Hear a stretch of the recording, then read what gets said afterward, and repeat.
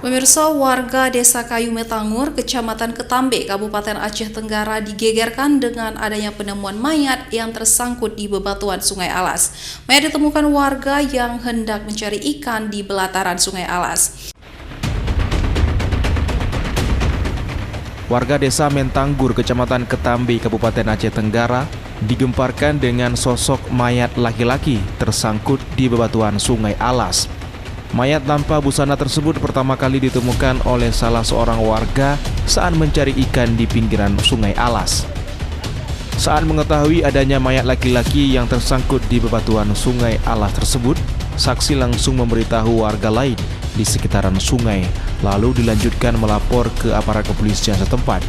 Tak berselang lama, pihak Polsek dan tim Inafis Polres Aceh Tenggara serta Posar Kutacane turun ke lokasi guna untuk menindaklanjuti dan mengevakuasi mayat tersebut. Hanyut ya? Hanyut. Kita tunggu berapa tadi? Sekitar jam 3 malam udah.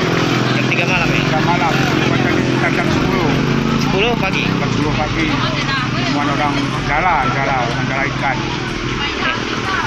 Kapolsek Badar Aceh Tenggara, Ibda Irwan Syahputra mengatakan, penemuan mayat laki-laki tanpa identitas dilaporkan oleh seorang warga ke pihaknya pada pukul 14.00 waktu Indonesia Barat. Sebelum dievakuasi petugas melakukan olah TKP dan mengidentifikasi jenazah.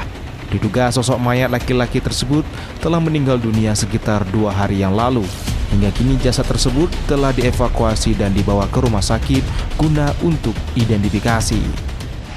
Sekira pukul 14.00 WIB, kita mendapat laporan dari masyarakat, kemudian melihat mayit, yang mana mayit ini bergantung ataupun